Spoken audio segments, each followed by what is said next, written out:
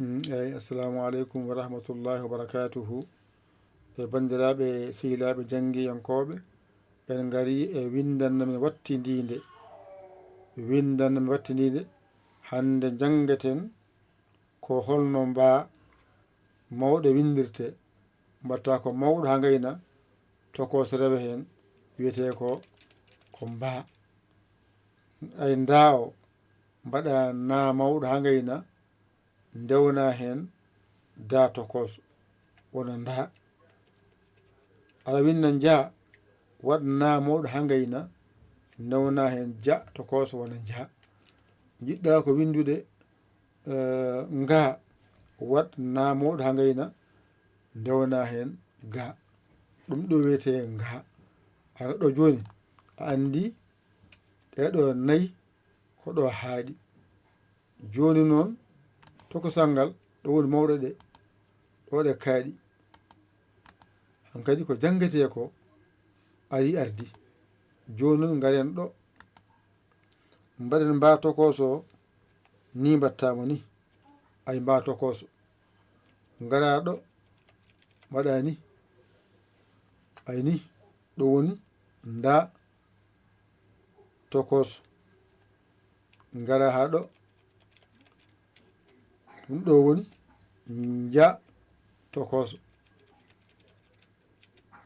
ay ɗo woni nga tokoso.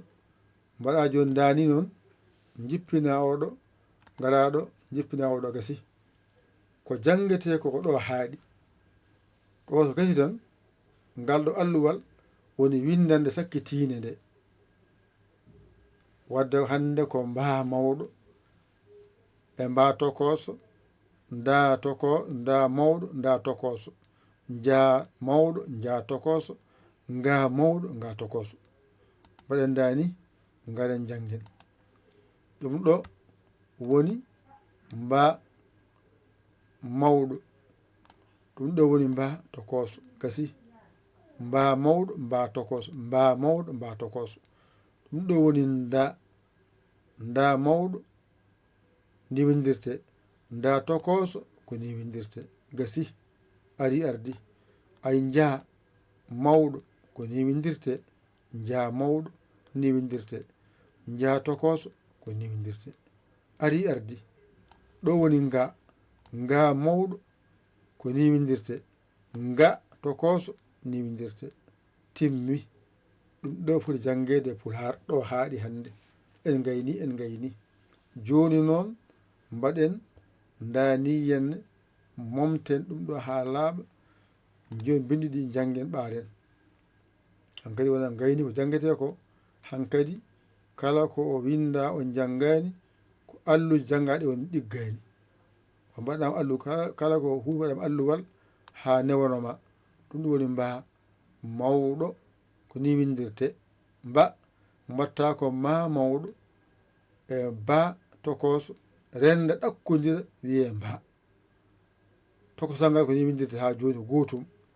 ma tokoso e ba tokoso rendata wiye mba tokoso. tokosal foti. garaɗo ƴetta na mawɗo e da tokoso ndendina wona nda mawɗo. garaɗo ƴetta na tokoso e da tokoso ndendina rokkuma nda.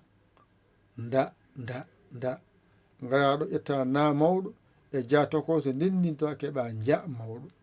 ja.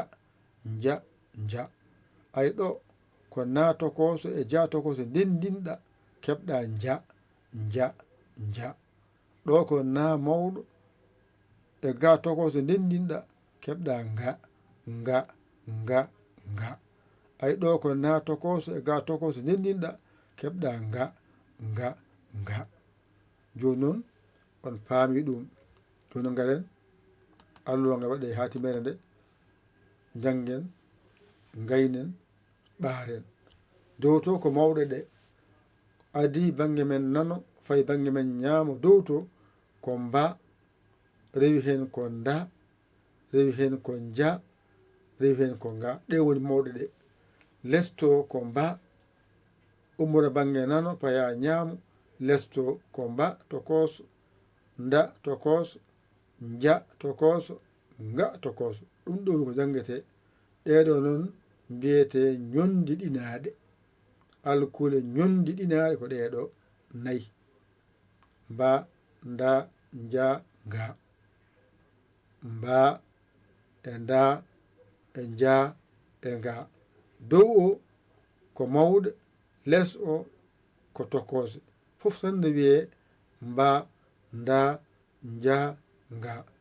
bandam janga mbawa. nani tongguere ɗum ɗon bandam janga mbawa. ɗum sa windi la gotol kanƴe fof ɗe garata hen. wa numéro nan ɗon an jiɗɗo wadde hen ballal ma, walla an jiɗɗo janngude ngara naata no mbiyeɗa ni, gaddora temedde ma 4 bindoɗa naneɗa e juɗal he janga. walla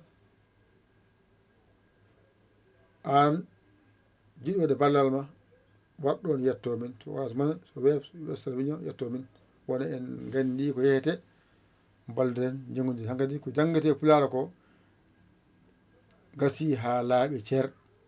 joni noon mi adduno kadi alkule 5 ɗe ganduɗa ngala e Pulaar. seɗen janggoya dowuji meɗen walla gueɗe goɗɗe ɗen kadi walla on toon so Allah jaaɓi inchallah.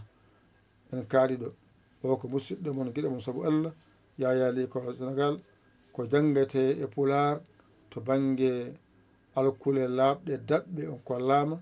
ko fate e labɗe durtaɗe on kollama. ko ɗeɗon natare ɗeɗo alkule nde mbawa janggade. so gasoyi noon kadi natode masteɗe masayen ɗum ha laaɓa. nde gon gayni ko limton ko gasi heddo hijjo ngo.